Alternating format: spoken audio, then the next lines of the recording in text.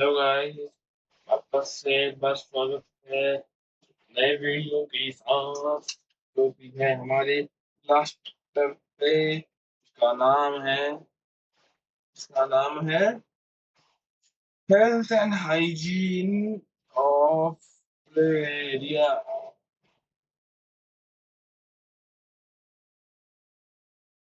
ठीक है, तो चलो शुरू करते हैं। बस सेटअप बता है तो फिर उसमें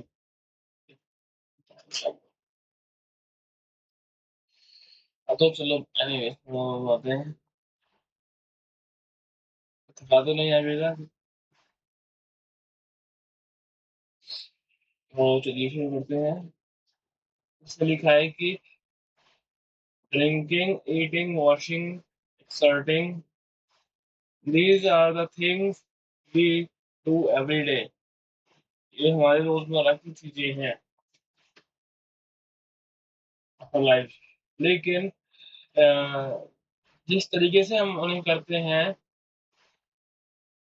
उन सब चीजों का हमारी सेहत पर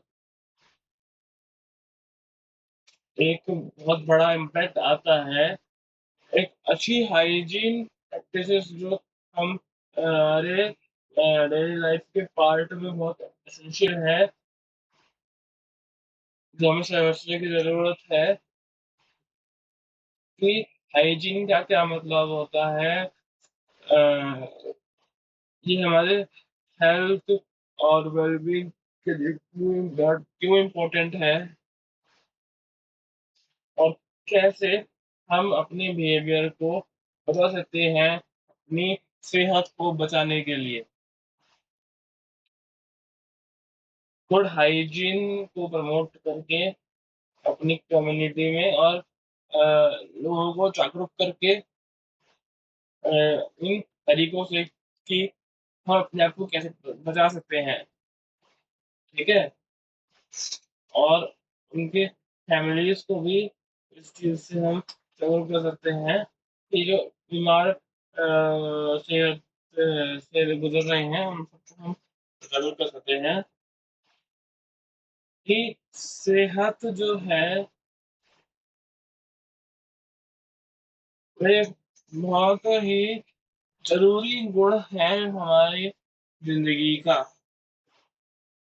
नहीं हमारे काम का, जिंदगी का काम। ठीक है,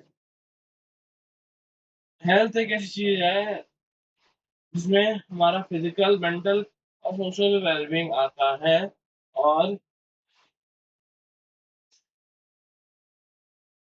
इसमें हमारा डिजीज का और इंफॉर्मेटिव का एब्सेंस होता है। हाइजीन जो है हम प्रैक्टिस कर सकते हैं, हम अपने आप को और अपने सराउंडिंग्स को क्लीन रखें, हम उसी से प्रैक्टिस कर सकते हैं। और स्पेशली डिजीज से बचने के लिए हमारे पास अच्छी हाइजीन होनी चाहिए खुद की। और इन हाइजीन प्रैक्टिस का मतलब है कि अपना और अपने लाइफस्टाइल का एक हेल्दी हेल्दी तरह से उन सब चीजों को लीड करना। एक अच्छी खुद की हाइजीन है, पहला कदम ये है। अच्छी सेहत के लिए पहला कदम ये है कि ये सिर्फ तुम्हें नहीं बचाती पुअर हेल्थ से, लेकिन साथ ही साथ तुम्हारे आसपास जितने भी लोग हैं उन सबको भी बचाती है, जो कि बीमारियों से जूझ रहे हैं, जो कि पुअर पर्सनल हैबिट्स से आती हैं, जो सफर कर रहे हैं इन सब तरह से, जो ढंग से अपनी हाइजीन का ध्यान नहीं रख रहे हैं, साफ सफाई नहीं रख रहे हैं और गंदगी फैलाए रख रहे हैं। यहाँ पर कुछ हमारे को general hygiene and sanitation rule दिए हुए हैं, जो कि है, उसने कहा है कि हमेशा जब भी प्रैक्टिस से आओ किसी गेम की, तो हर रोज नहाओ। फिर वो बोलता है कि जब भी आप खेल कर घर पे आओ, अपने हाथ, मुंह और पैर धो, अपने कपड़े बदलो, अंडरगारमेंट्स को फ्रीक्वेंटली चेंज करो, और पैर और हाथों के नाखून रेगुलर बेसिस पे काटो, और जो आपने सुबह से कपड़े पहने हुए हैं, उन कपड़ों में कभी भी बेड में मत जाओ सुबह, और फ्रूट्स कभी भी धोए बिना मत खाओ।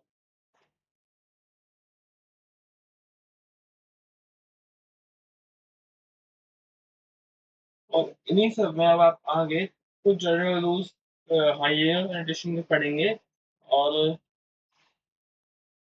आप ये भी समझेंगे और अप्रिशिएट करेंगे उन विलन्स को, जो कि कौन है।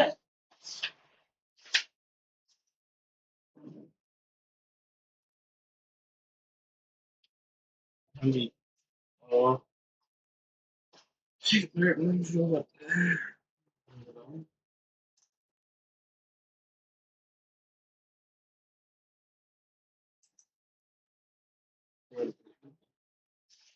तो हम आगे करते हैं।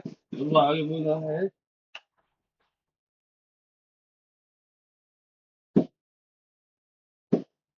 कि हाइजीन जो है वो बहुत ज़्यादा इम्पोर्टेंट है स्पोर्ट्स के लिए। फिर वो आगे बोल रहा है कि जो आप खाना खाते हो घर पर, अ, से लेकर जो खाना जो आपको मैचेस के दौरान दिया जाता है, वो सब साफ होना चाहिए, हेल्दी होना चाहिए, हाइजीनिक होना चाहिए। ठीक है। Bacteria that cause food poisoning can be on everyone, can spread bacteria from yourself, the food that you touch, your nose, mouth, hair, or your clothes, and then food. और हम बोल रहा है कि बैक्टीरिया फैल सकता है अगर, और फूड पॉइजनिंग मिल सकता है सबको, अगर आपने बैक्टीरिया अपने से फूड में ट्रांसफर किया। मतलब वो कह रहा है कि अगर आपने अपने नाक को, बाल को, मुंह को, या फिर क्लोथ्स को टच किया खाना छूने से पहले, और उन सबको टच करने के बाद खाना छुआ, तो ये चीज हो सकती है।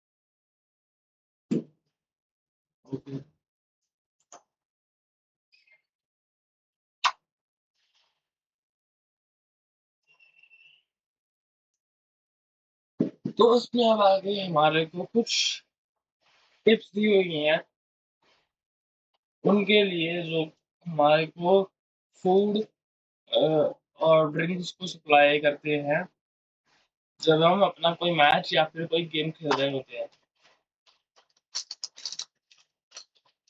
इसमें मेन चीज तो यह है कि जो हमें फूड और ड्रिंक्स सप्लाई कर रहे हैं, तो उनके हैंड्स जो हैं वो थॉरोली वॉश्ड होने चाहिए जब वो खाना हैंडल उनके खाना हैंडल करने से पहले उनके हाथ अच्छे से धुले होने चाहिए।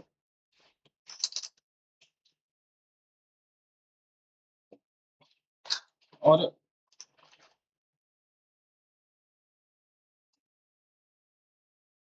उन्हें अपने काम के दौरान भी धोने चाहिए हाथ रेगुलरली। और फिर वो बोल रहे हैं कि उन्हें अपने हाथ एक साफ टॉवल या फिर डिस्पोजेबल पेपर टॉवल या फिर एक एयर ड्रायर के नीचे सुखाने चाहिए। और उन्हें कभी स्मोक नहीं करना चाहिए, च्युइंगम नहीं करनी चाहिए, स्पिट नहीं करना चाहिए।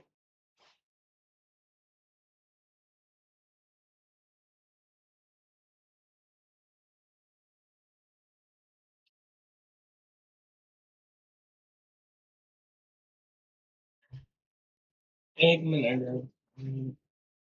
मैं आपको 1 मिनट समझते एक चीज़ समझ नहीं आ रही है। आप तो भाई वो लोगों सब समझ में आ चुका है। वो बोल रहा है इस पॉइंट में कि आपको कभी भी स्मोकिंग नहीं करनी है, कभी भी च्युइंगम नहीं खानी है काम के टाइम पर, और कभी भी अपने बच्चे की नैप्पी नहीं बदलनी है उस एरिया में जहाँ पर आप काम कर रहे हैं, क्योंकि उससे इन्फेक्शन हो सकता है। और आपको उस एरिया में खाना खाना भी नहीं है जब आप हैंडल कर रहे हो या फूड तो एरिया में हो। जब आप खाना हैंडल कर रहे हो तब आपका स्मोक करना मना है, च्युइंग गम खाना मना है, स्पिट करना मना है, अपनी बेबी की नैपी बदलना मना है। और आपको खाना खाना मना है उस टाइम पर जब आप खाना हैंडल कर रहे हो या फिर आप सही एरिया में हो, तब भी ये आपको इम्प्लाई करता है।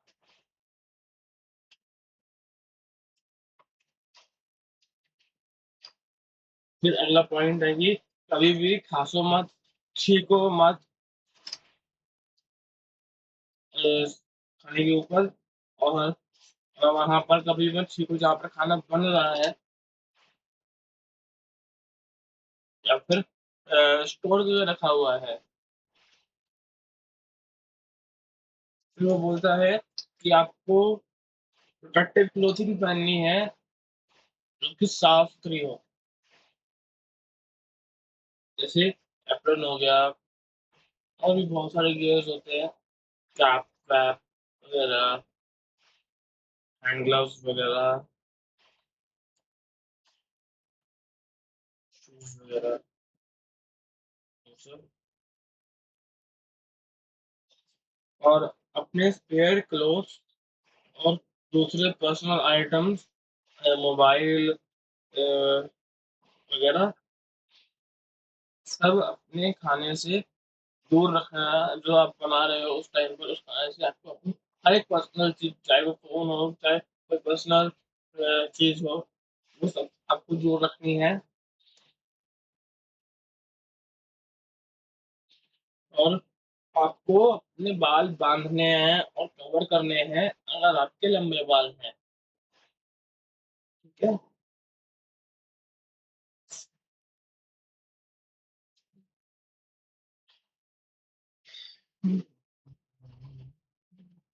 और आपको फिंगर नेल्स शॉर्ट रखने हैं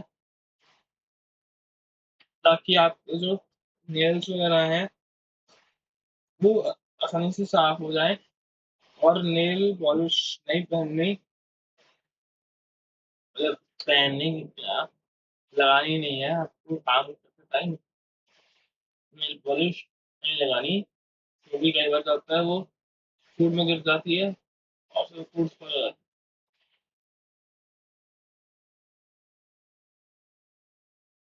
और आपको ज्वेलरी भी नहीं पहननी।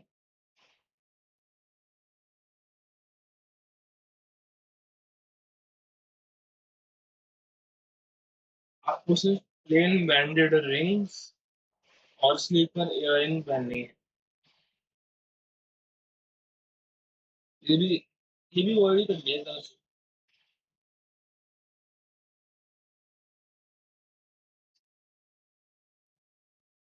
हम्म। उसको बोल रहा है कि अगर आपको कोई कट या बाउंस आपकी बॉडी पर है तो उसको आपको कंप्लीटली कवर करना है एक बाउंस स्ट्रिप या बैंडेज के थ्रू,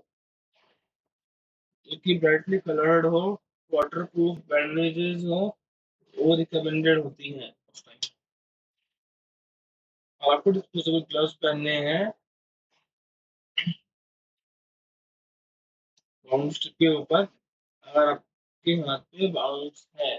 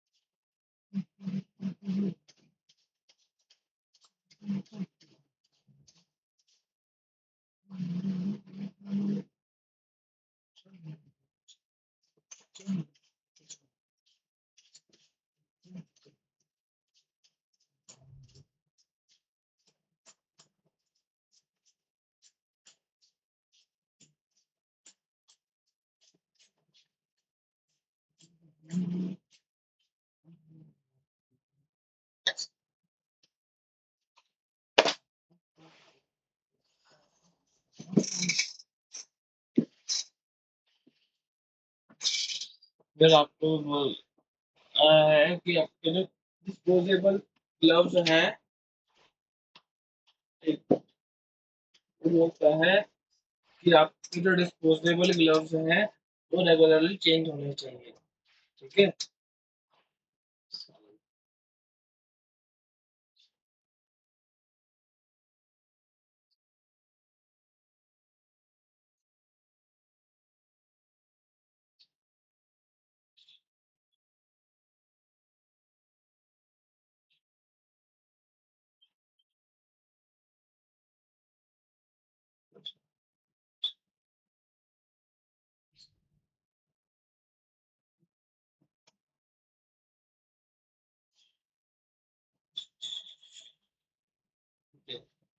हम्म।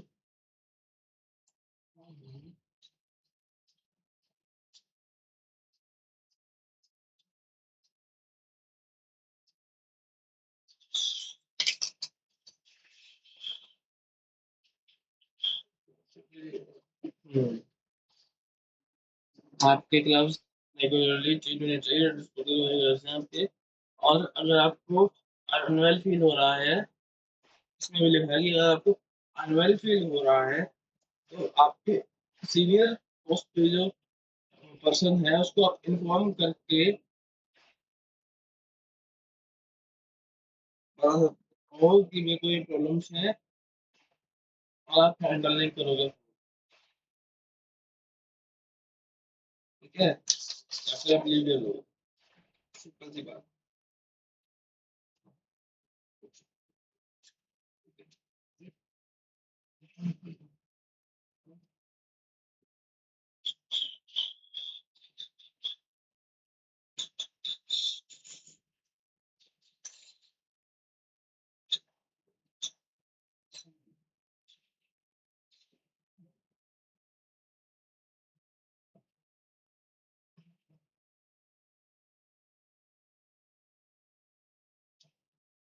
ओके, अब बात आती है kids for game and practice.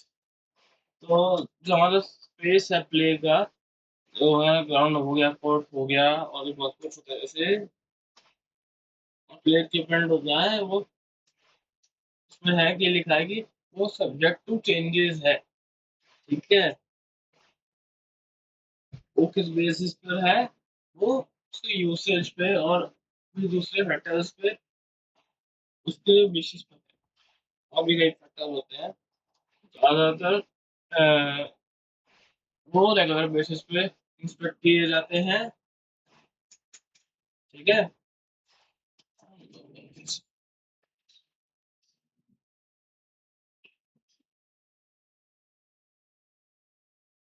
Frequency है हमारे इंस्पेक्शन की, वो डिटरमाइन की जाती है बहुत सारे फैक्टर्स के थ्रू।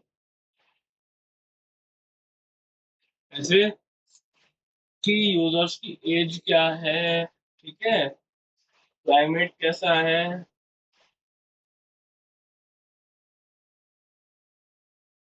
एक्सीडेंट्स जैसे फायर वगैरह।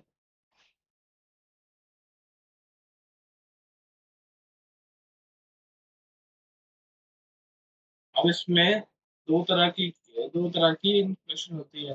First low frequency and second is high frequency. Low frequency में हमारी इंफॉर्मेशन होती है वो क्वार्टरली या फिर सेमी एनुअली होती है। जो हमारी लो फ्रीक्वेंसी इंस्पेक्शन होती है वो डेप्थ में होती है। इन्वेस्टिगेशन जो है इक्विपमेंट की और सरफेसिंग लुकिंग सर्विसिंग की, उसमें हमारा वेयर एंड टियर देखा जाता है। इंस्पेक्शन के लिए एक स्टाफ मेंबर की जरूरत होती है जिसको मैकेनिकल नॉलेज हो और एक्सटेंसिव नॉलेज हो इक्विपमेंट के बारे में और सर्विसिंग स्टैंडर्ड्स के बारे में ड्यूरिंग और इमीडिएटली आफ्टर द इंस्पेक्शन, मतलब इंस्पेक्शन की अर्थ या इंस्पेक्शन के बाद स्टाफ को आना चाहिए प्रिवेंटिव मेंटेनेंस करना और रिपेयर करना या फिर रिमूव करना डैमेज इक्विपमेंट को, टू मतलब प्रॉब्लम का सोल्यूशन निकालने के लिए।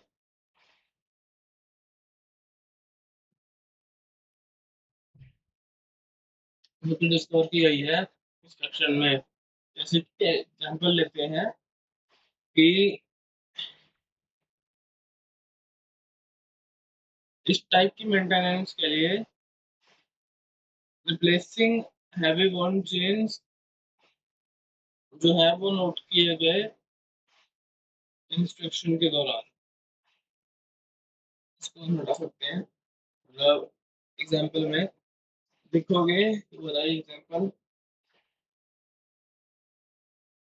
और अगर आपको कुछ और मैं तो रिलेटेड है।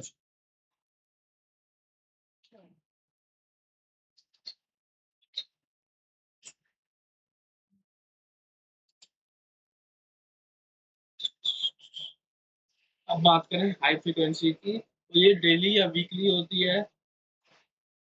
हाई फ्रीक्वेंसी इंस्पेक्शन जो है वो फ्रीक्वेंटली दिखती है कंडीशंस पे जो बदलती रहती है, जो कि वेदर की वजह से या फिर वेंडलिज्म की वजह से हो सकती है,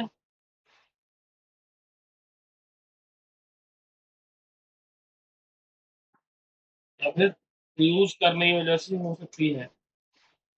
और हाई फ्रीक्वेंसी के ड्यूरिंग स्टाफ चेक करता है और करेक्ट करता है प्लेग्राउंड की कंडीशन को। जैसे कोई सरफेस पे गड्ढा है तो उसको भर देगा।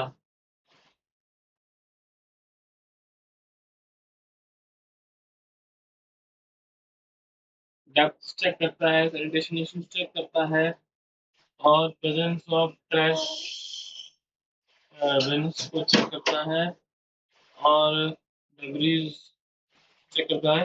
और अगर कोई हजार्डियस चीजें उसको डिस्कवर की होती हैं तो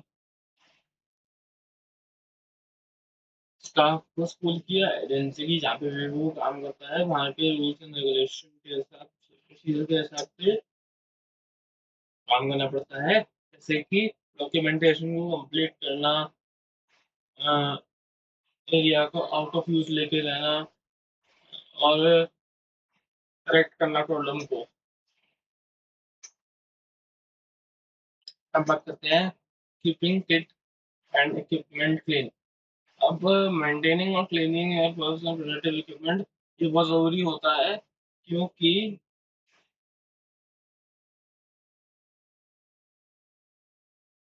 ये देखने के लिए कहीं वो अ, बेकार तो नहीं हो गया। उसकी इफेक्टिवनेस देखने के लिए ऑपरेशनल है या नहीं, वो चेक करने के लिए, मतलब इतने टाइम के बाद ऑपरेशनल भी है या नहीं, इफेक्टिव है या नहीं, ये चेक करने के लिए हम इमेजेस देखते हैं। हर समय हर हर चीज़ जो है हमारी पर्सनल प्रोटेक्टिव इक्विपमेंट की, उसकी एक स्पेसिफिक स्टैंडर्ड है जो कि अप्लाई की जाती है उसकी देखभाल के लिए, जैसे फिटिंग और मेंटेनेंस ऑफ दिस आइटम्स की। वो सब ये जो इंफॉर्मेशन है ये नॉर्मल ये नजर मिल जाती है आइटम्स पे। ये जो इंफॉर्मेशन है आर्टिकल में वो यूज की जाती है एक ज्यादा इंफॉर्मेशन के तौर पे इन स्टैंडर्ड्स के लिए। अब बात करते हैं स्पेसिफिक प्रोटेक्शन आइटम्स।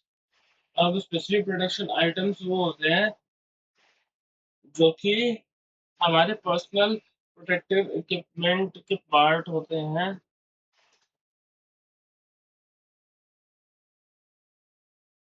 जो कि हमारे स्पेसिफिक बॉडी एरिया को प्रोटेक्ट करते हैं, जो कि जिनमें हमारा इंक्लूड होता है leather gloves, rubber gloves, safety gloves, safety and protective goggles, safety eyewear and glasses, guards and helmets. Contraindications: never use चाय नहीं करना हमें, harsh chemicals, paint, glue unless manufacturer approved, solvent based adhesives, permanent markers हमें हमारे personal kit वगैरह वाले items पे नहीं यूज करना जब तक वो मैन्युफैक्चरर अप्रूव्ड नहीं है, कुछ यूज नहीं करना। Personal items in kits inspection. Personal items और किट्स में क्लीनलीनेस होनी चाहिए और ऑर्डर होना चाहिए वो। और क्लीनिंग आइटम्स हमारे अपने आइटम्स को हमें क्लीन करना चाहिए रेगुलर बेसिस पे, जो कि बहुत ज़रूरी है। और वो हमेशा इंस्पेक्ट होने चाहिए ताकि हमें पता चल सके कि उसमें कुछ डैमेज तो नहीं है साफ करने से पहले। डैमेज हमें दिखेगा अगर वहाँ पे कोई क्रैक होगा, कोई फ्लेयिंग होगी एज की या कफ की, बर्न होगा, कुछ केमिकल कॉन्टैक्ट एरिया होंगे, कुछ होल्स या टियर होंगे तो हमें दिखाई पड़ेगा, तो हम इंस्पेक्शन में इसको नोटिस कर सकते हैं। एक बार जब हम अपना विजुअल इंस्पेक्शन कर लें पूरा, तो हमें फिंगर्स को लगाना है अपने आइटम्स पर ताकि हम देख सकें एरियाज जहाँ पर रफनेस है, डैमेज है, वीकनेस है। और हमें अपने आइटम्स को रखना है और हमें दोबारा से ढूंढना है उन एरियाज को, वीकनेस के और एक्सेसिव रफनेस के, डैमेज के एरियाज को हमें कैसे ढूंढना है।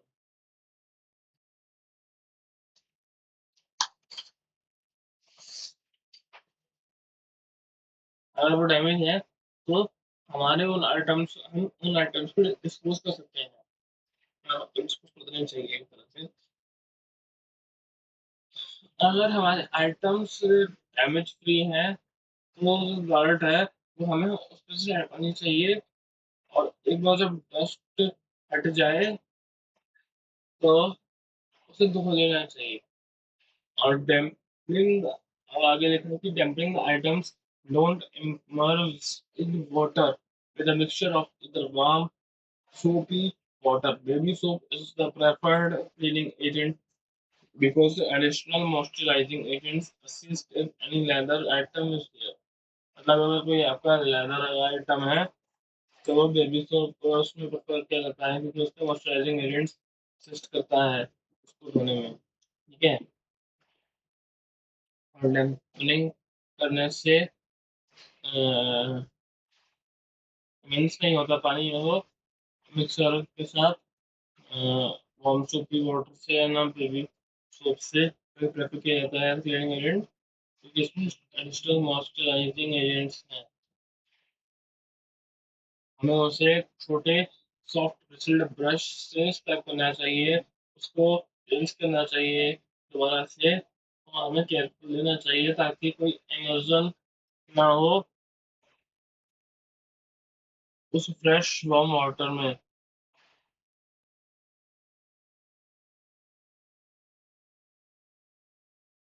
और 2 से 5 ml हमारा विनेगर एडेड होना चाहिए पानी में जिससे हमारे कोई भी कलर होंगे तो वो हट जाएंगे अगर आप अपना कोई लेदर आइटम धो रहे हो और उन्हें नेचुरल तरीके से एक फ्लैट सरफेस पे डायरेक्ट सनलाइट से दूर रख के सुखाया जाए और जब वो एक बार सूख जाए तो उन्हें सेफली उनकी जगह पे रख दिया जाए।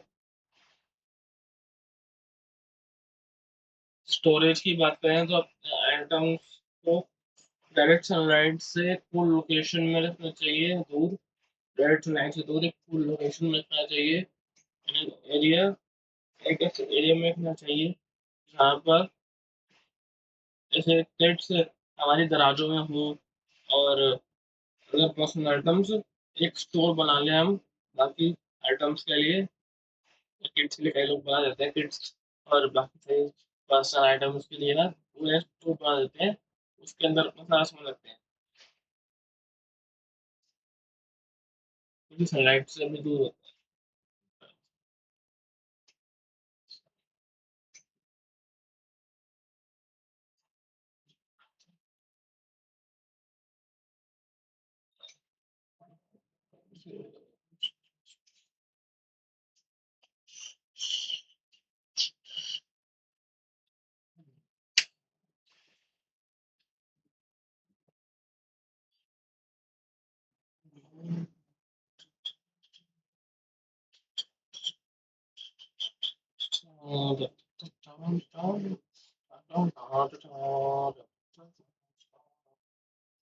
अब बात आती है maintenance and service of sports facility.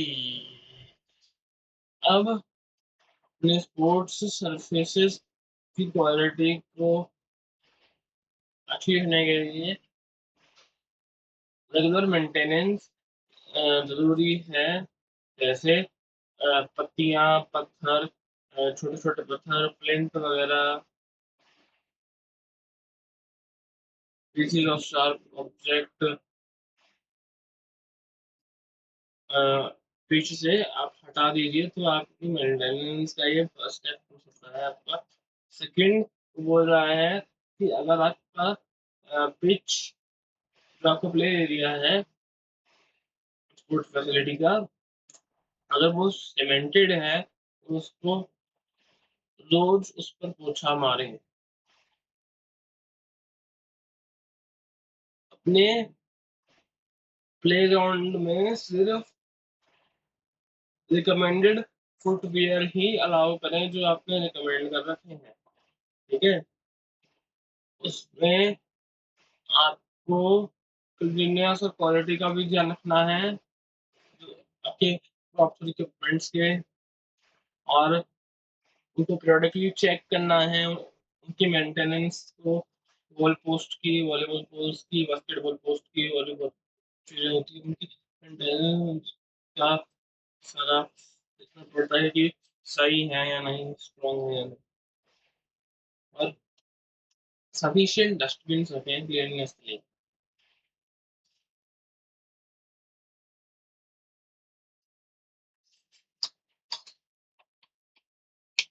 Special maintenance at least once a year.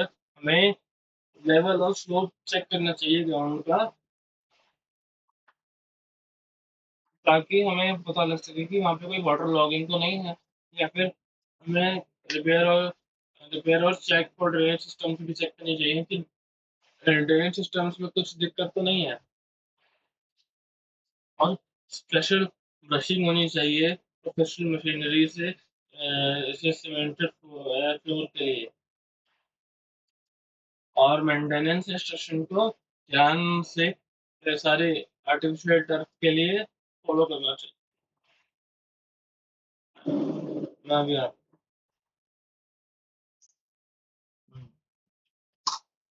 यहाँ पे कुछ एग्जांपल्स हैं फिर क्रॉप्स केयर इक्विपमेंट मेंटेनेंस के। और इसमें हम चेक प्रेशर केयरफुली। यहाँ पर थोड़ी बहुत बॉल्स के प्रेशर लिखे हुए हैं कि कितना प्रेशर होता है रिपोर्ट।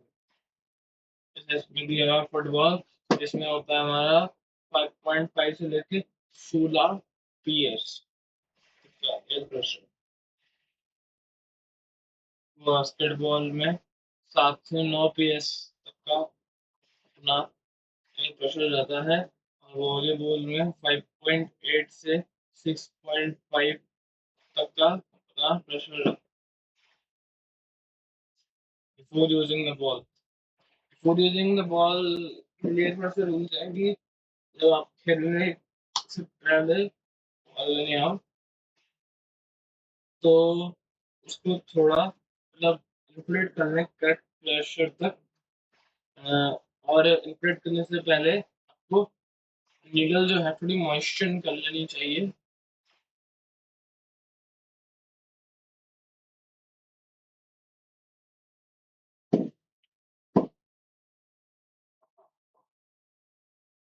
और इन्फ्लेट करने के लिए बॉल्स को पहले थोड़ी सी बॉल ना स्क्वीज कर लें। अ,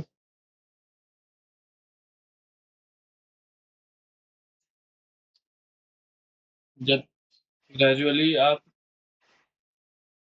अ, डालेंगे छोटा अमाउंट ऑफ एयर एक टाइम पर, उससे पहले थोड़ा सा स्क्वीज कर, क्योंकि इन्फ्लेट ज़्यादा इन्फ्लेट करने से एक टाइम पर ज़्यादा इन्फ्लेट करने से बॉल का जो इनर ट्यूब या ब्लैडर होता है वो डैमेज हो जाता है, हम ऐसा नहीं करते थे। और मशीन की बजाय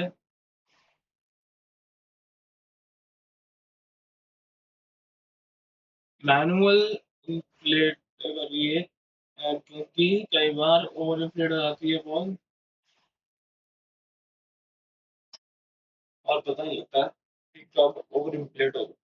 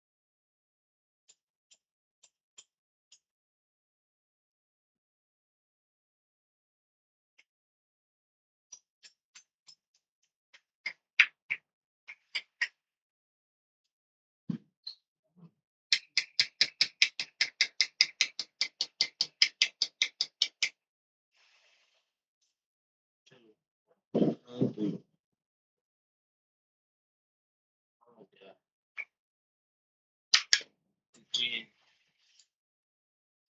ये तो बात हो गई, चलो बस हो गया।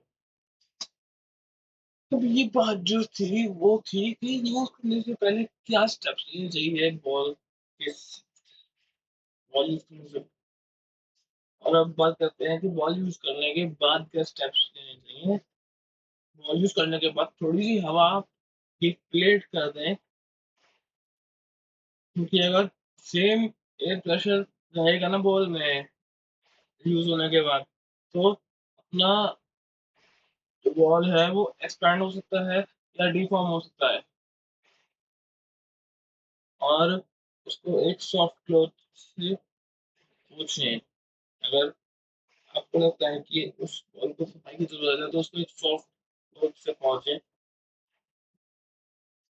If you are unable to remove the dirt easily, अगर गंदगी जो है बॉल पे वो नॉर्मल तरीके से नहीं हट रही है, तो आप उसको मॉइस्चर्ड क्लॉथ से करने की कोशिश।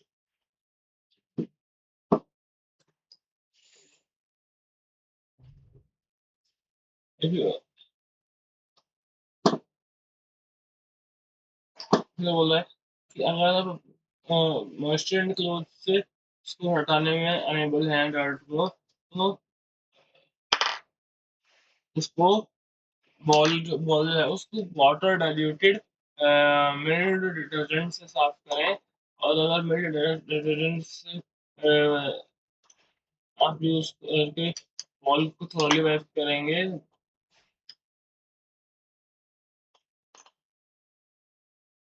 तो जो बचा हुआ डिटर्जेंट होगा, तो आपको उसके अंदर रखना है कि आपको जो बचा हुआ डिटर्जेंट है बॉल पर, उसको भी आप साफ कर दें। क्योंकि अगर वो रह गया स्टेन, वो डिटर्जेंट उस पर रह गया तो वो स्टेन छोड़ जाता है।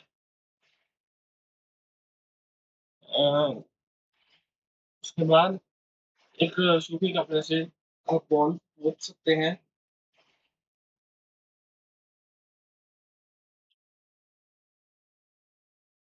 फिर उन बॉल्स को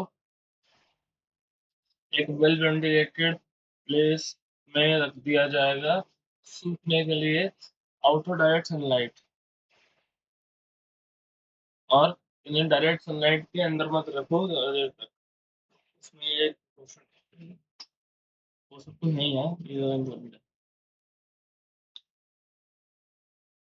ये भी है, सारी चीज़ें इम्पोर्टेंट है।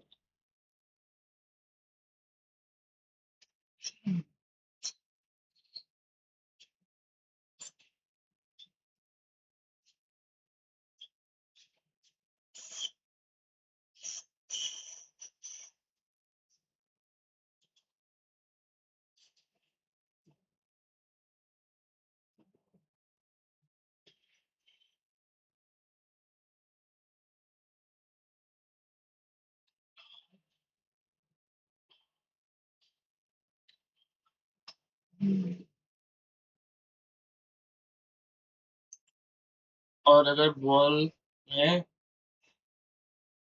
बॉल सोक हो गई है रेन से, तो मॉइस्चर और डर्ट को एक ड्राई क्लोथ से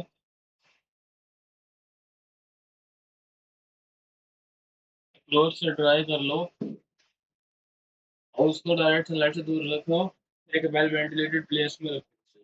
ठीक है। और स्टोर करने के लिए तरीके क्या होते हैं कि आप डायरेक्ट सनलाइट वही जगह पर बॉल्स को छोड़ना अवॉइड करें डैम्प और हॉट प्लेसेस में बॉल्स को स्टोर करना। स्टोर करें बॉल्स को एक वेल वेंटिलेटेड प्लेस में। इन्फ्लेट करें बॉल्स को रेगुलर बेसिस पे और उनको एक वेल वेंटिलेटेड प्लेस में डायरेक्ट सनलाइट से बाहर आप स्टोर करें। ओके।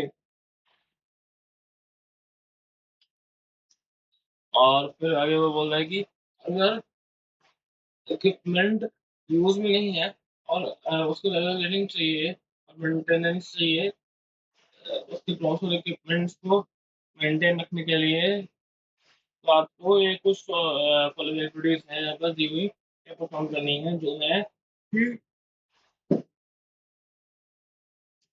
आप अपनी एक्टिविटी करो। उसके बाद जब वो खत्म हो जाए एक्टिविटी आपकी तब आप उसको एक ड्राई क्लॉथ से पोंछ कर प्रॉप्स और इक्विपमेंट्स को एक वेल वेंटिलेटेड प्लेस में रख दो, डायरेक्ट सनलाइट से दूर। और चेक करें कि कंडीशंस कैसी हैं प्रॉप्स और इक्विपमेंट की रेगुलर बेसिस पे, ताकि बच्चे डैमेज क्रॉप्स ना यूज कर ले कहीं और इंजरी ना कर ले। और तो और वो बोल रहा है कि क्रॉप्स और इक्विपमेंट को रेड सनलाइट में एक पूरे दिन के लिए भी मत छोड़ो, क्योंकि ये कई बार होता है कि क्रॉप्स की लाइफ कम कर देता है ये, क्रॉप्स और इक्विपमेंट्स की लाइफ भी कम कर देता है ये। और उन्हें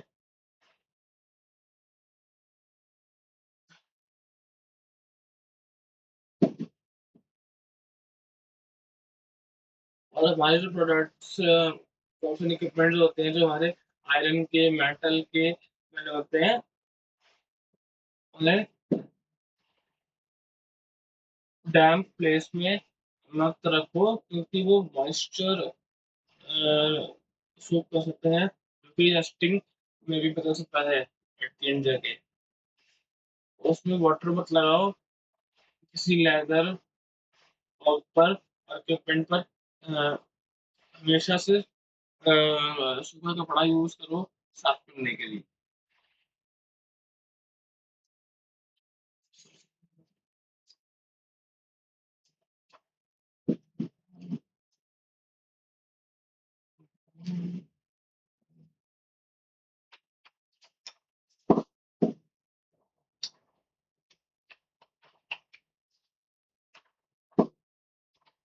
अच्छा।